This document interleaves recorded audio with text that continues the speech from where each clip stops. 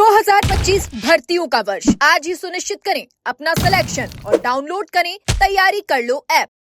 राजस्थान की एलडीसी भर्ती का एक पुराना मामला लगातार सुर्खियों में बना हुआ है। ये इतना बड़ा फर्जीवाड़ा है जिसमें अधिकारियों और जांच करने वालों पर भी सवाल खड़े हुए हैं। जी हां, हम बात कर रहे हैं अलवर जिले में सामने आए एक बड़े फर्जीवाड़े की जिसने सरकारी भर्ती प्रणाली की विश्वसनीयता पर कई गंभीर सवाल खड़े कर दिए।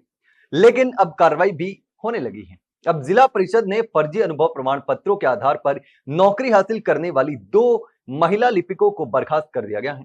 यह कार्रवाई जिला स्थापना समिति की मिनट्स फाइनल होने के बाद की गई है और अब इस मामले में आगे की कार्रवाई और भी कठोर होने की उम्मीद है। अधिकारियों ने बताया कि आने वाले दिनों में महिलाओं के खिलाफ औपचारिक रिपोर्ट भी दर्ज की जाएगी। खास बात यह है कि इन्हीं महिलाओं से इस पूरे फर्जीवाड़े का खुलासा भी करवाया जाएगा कि फर्जी अनुभव प्रमाण पत्र पर आखिरकार उन्हें कहां से और किन लोगों के जरिए उपलब्ध कराए गए थे। यह खुलासा कई और बड़े नामों को बेनकाब भी कर सकता है, क्योंकि अनुमान लगाया जा रहा है कि ऐसे लगभग 40 और मामले सामने आ सकते हैं।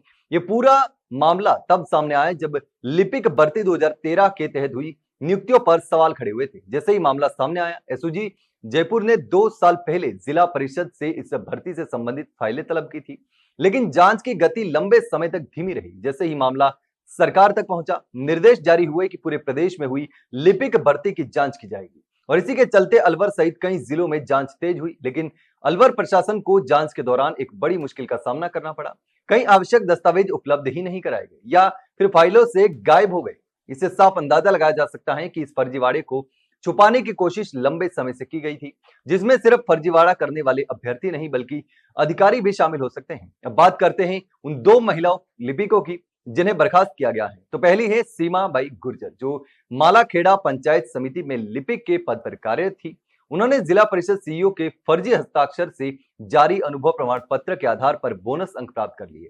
दूसरी है कृष्ण कुमारी शर्मा, जो राजगढ़ पंचायत समिति में नियुक्त थी और उन्होंने फर्जी कंप्यूटर प्रमाण पत्र के आधार पर नौकरी हासिल की।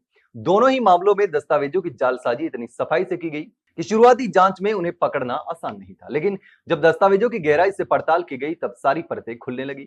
जांच में जो बातें सामने आई वे बेहद ही चौंकाने वाली थी।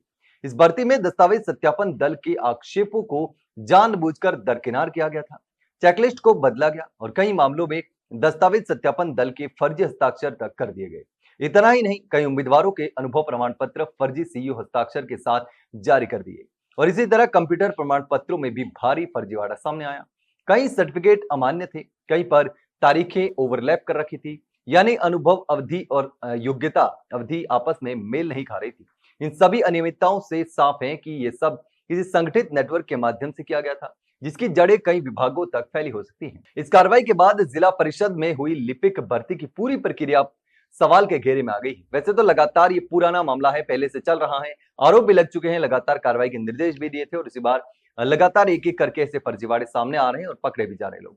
और आने वाले दिनों में जांच और भी गहराई तक की जाएगी। यदि सचमुच 40 और ऐसे प्रकरण सामने आते हैं तो ये राजस्थान की बड़ी भर्ती जो है वो धांधली जो है वो साबित हो सकती है। और इस पूरी घटना ने एक बार फिर ये बता दिया कि सरकारी भर्तियों में पारदर्शिता कितनी आवश्यक है और कैसे लोग सिस्टम की कमियों का फायदा उठाकर नौकरी हासिल कर लेते हैं और योग्य उम्मीदवारों को बेरोजगार रहना पड़ता है। लेकिन इस पूरे मामले पर आप क्या सोचते हैं? कमेंट सेक्शन में कमेंट करके जरूर बताना। वहीं अगर जानकारी अच्छी लगी हो तो वीडियो को लाइक और शेयर जरूर करें और हाँ, चैनल को सब्सक्राइब करना ना भूलें।